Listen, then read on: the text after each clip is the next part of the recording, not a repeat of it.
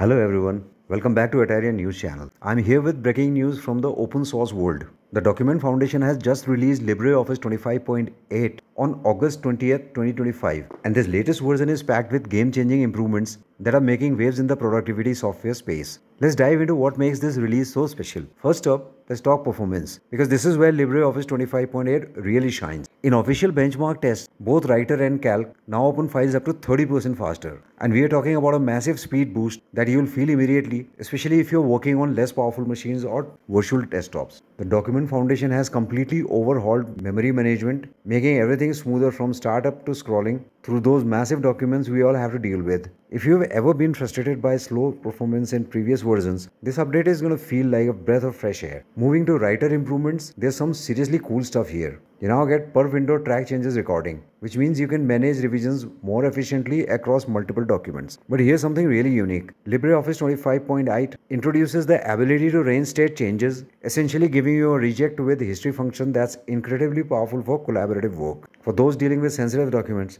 there's a new image redaction option in the auto redact dialog, and productivity fans will love this. They've added a keyboard shortcut, Ctrl plus Shift plus F2, that converts fields into plain text instantly. The hyphenation system got a complete overhaul too, with new rules that let you choose whether to hyphenate the last line of pages, giving you much better control over document formatting. Now, Calc users are in for a real treat. LibreOffice 25.8 introduces 14 brand new functions that bring it much closer to Excel compatibility. We're talking about choose calls, choose rows, drop, expand, HS stack, take, text after, text before, text split, to call, to row, VS stack, WRAP calls, and wrap rows. These aren't just minor additions. These functions handle advanced data manipulation, array operation, and text processing that professional users have been requesting for years. But wait, there's more. Conditional formatting now supports customizable operators in icon set, and they've added a clear auto filter option right in the context menu. The CSV import dialog has been completely redesigned for better control and fewer interruptions. Performance-wise, XLSX files with heavy conditional formatting now open dramatically faster,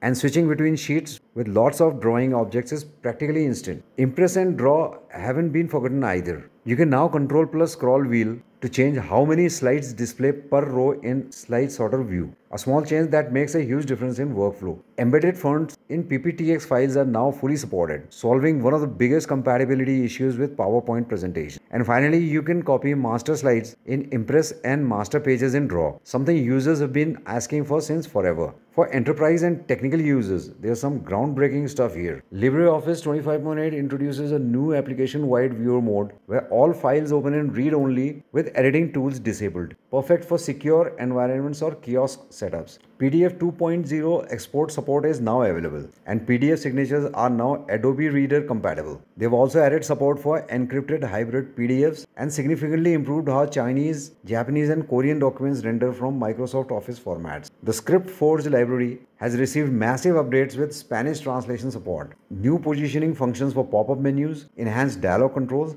and much more powerful automation capabilities for both BASIC and Python script. But here's what I think is the most important aspect of this release. LibreOffice 25.8 doubles down on privacy and digital sovereignty. In a world where every other Office suite is collecting your data, tracking your usage, or requiring cloud connectivity, LibreOffice remains completely local. No data collection, no usage metrics, no diagnostic information sent anywhere. Everything runs on your machine, GDPR compliant from day one, with full integration for self-hosted collaboration through solutions like Nextcloud. As Eliane Domingos, chairwoman of the Document Foundation, put it, LibreOffice gives end users full control over their documents, helping them avoid reliance on third-party platforms that might compromise their data or privacy. Now for the compatibility news you need to know. LibreOffice 25.8 drops support for Windows 7 and 8.1. If you're still on those systems, 24.8 will be your last update. This is also the final version supporting Mac OS 10.15 Catalina. Support for 32-bit Windows is deprecated, though still available for now. The focus is clearly on modern systems, which enables all these performance improvements we've been talking about. LibreOffice 25.8 is available right now for Windows, Mac OS and Linux with full support for both Intel and ARM processors, including Apple Silicon Macs. It's completely free, no subscriptions, no ads, no data harvesting. Whether you're a student, a professional running a business or managing a government organization, this release offers serious competition to Microsoft Office and Google Workspace while keeping your data completely under your control. Have you tried LibreOffice 25 yet?